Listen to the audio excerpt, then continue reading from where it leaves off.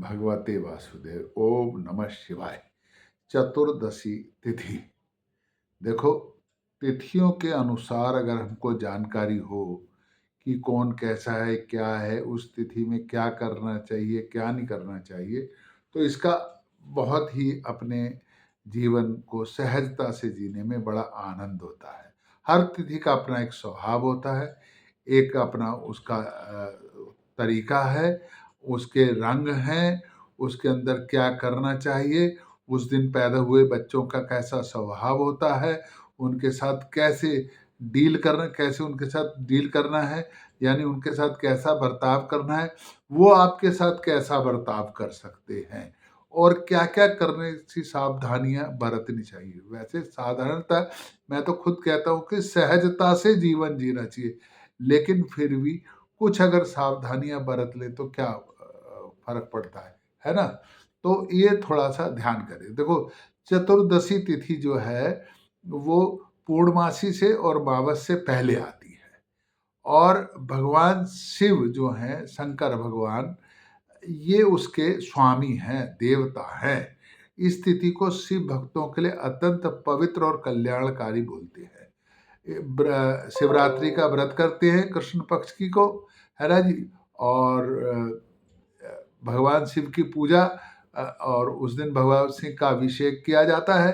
वैसे तो रोज ही करें और भगवान शिव से जो भी मनोकामनाएं मांगनी है, प्रभु उनकी पूरी करते हैं। लेकिन भाद्रपद की शुक्ल पक्ष एकादशी को अनंत चतुर्दशी कहते हैं। इस दिन भगवान विष्णु के अनंत रूप की पूजा होती है। ये एक अलग है। और इसी तरह नरक चतुर्दशी भी होती है। छोटी व दिवाली वाले दिन, उस दिन यमराज की पूजा होती है। तो ये जो चतुर्दशी का स्वभाव अलग है, बाकियों का अलग है। जो चतुर्दशी रिक्ता तिथि है, यानी कि उग्र तिथि है, मतलब खाली तिथि है, इस दिन साधारणतः शुभ कार्य करने से बचना चाहिए और अगर काम करना भी है तो कठोर काम या तंत्र साधना, ऐसे जो कठोर निर्णय लेने हैं वो लेने चाहिए। और कृष्ण पक्ष की तिथि को मैंने बता दिया अशुभ और कठोर है, और शुक्ल पक्ष की तिथि शुभ मानी जाती है। इसे चतुर्दशी को मैंने बताई है, उग्र कहते हैं। इसमें कठोर कार्य करना चाहिए और प्रयास करना चाहिए कि बाल काटना, सेब बनाना, कोई नया कपड़ा खरीदना, नया कुछ करना, वो थोड़ा कृष्ण पक्ष की चतुर्दशी को बचना चाहिए। और मैंने बोला ना, अभी आपको बताया था कि इस दिन कैसे बच्चे क्या होता है, तो इस दिन जो बच्चे पैदा होते हैं वो अत्यंत ऊर्जावान होते हैं और कुछ भी कर देने की उनके अंदर क्षमता होती है। दृढ़ इच्छा शक्ति के मालिक होते हैं। कभी कभी लापरवाही भी होती है।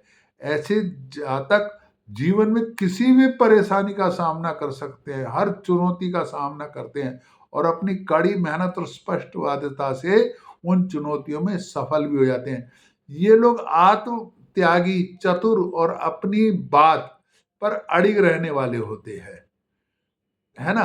इनसे साधारणतः बहस नहीं करनी चाहिए।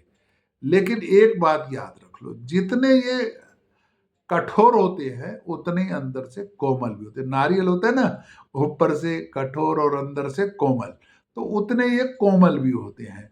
तो इसलिए इनसे ज्यादा बहस ना करके शुरू में, अच्छा, इनको डील करने का एक सबसे अच्छा तरीका बताता हूँ कि पहले शुरू में इनके मन की सी करना शुरू कर दो और जब लगे कि अब ये आपकी धारा में बह गए हैं तो फिर इनसे कुछ भी मनवा सकते हो। देखो, ये भी एक तरीका है ना, तो आप ये कर सकते हैं। लेकिन ये दबंग बहुत होते हैं, आत्म त्यागी होते हैं, चतुर होते हैं, है ना? और मतलब इनसे कोई गुस्से में या अकड़ में इनसे कोई काम, मैंने अभी बताया कि प्यार से इनसे कुछ भी कराया जा सकता है। और आप इनको अपनी राय मत थोपो।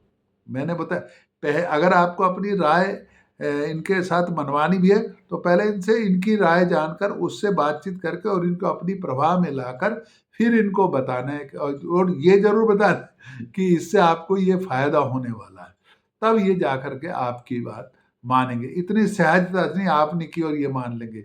अच्छा, गुस्सैल भी देखा गया है, थोड़े होते हैं। और साधारणतः अगर किसी ने इनका अपमान कर दिया तो उस अपमान का बदला लेना नहीं चूकते और बहुत जीवन भर कई बार तो ये याद रखते हैं। अच्छा, जितने गुण हैं, अगर वो कृष्ण पक्ष में पैदा हुआ तो थोड़ा बहुत वो कठिनाई वाली बात भी, थोड़े गुण या तो कम हो जाते हैं या बिल्कुल उसका विपरीत प्रभाव पड़ता है।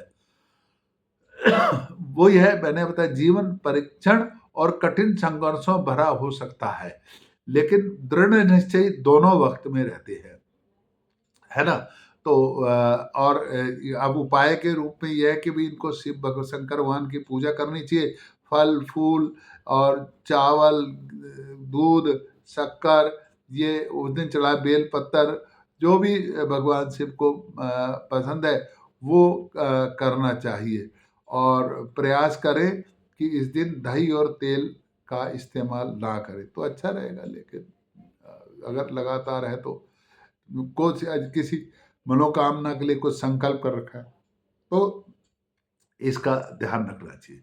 अब चतुर्थी देखो, एकादशी, द्वादशी, त्रयोदशी, चतुर्थी और पूर्णमासी या अमावस, ये शक्तियों की तिथियां हैं, ये पावरफुल तिथि हैं।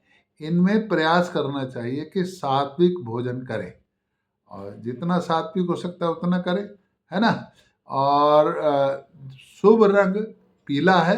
अगर आप ज्ञान के लिए कुछ करना चाहते हैं इस दिन तो पीला रंग पहने, और अगर शक्ति के लिए कुछ करना चाहते हैं तो लाल रंग पहने, और अगर शांति और भाग्य के लिए कुछ काम करना चाहते हैं तो हरा रंग पहने, और अगर ऊर्जा के लिए आप कुछ करना चाहते हैं, अपने अंदर एनर्जी करना चाहते हैं तो नारंगी या तो इस रंग के कपड़े पहने, या इस रंग का धागा बांधे, या इस रंग का रुमाल भी आप अपने पास रख सकते हैं।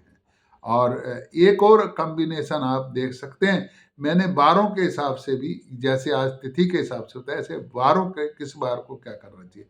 और अगर तिथि और बार का, क्योंकि देखो जो चतुर्थी को पैदा हुआ है वो किसी न किसी बार को तो पैदा हुआ ही होगा, सोमवार, मंगलवार, तो ये चतुर्थी वाला और बार वाला दिन देखकर करेंगे तो उसी के साथ राशि का भी कॉम्बिनेशन, तो आप सहजता से अपने सेवक हैं, जो आपके पास कर्मचारी हैं या आपके स्वामी हैं, उनके साथ आप किस तरीके से उनके साथ व्यवहार कर रहे हैं, किस तरीके से वो आपके साथ व्यवहार कर सकते हैं, क्या क्या सावधानी आपको बरतनी है, ये आप अपने साथ सहजता से समझ जाइए और आपका जीवन जीना आसान हो जाएगा।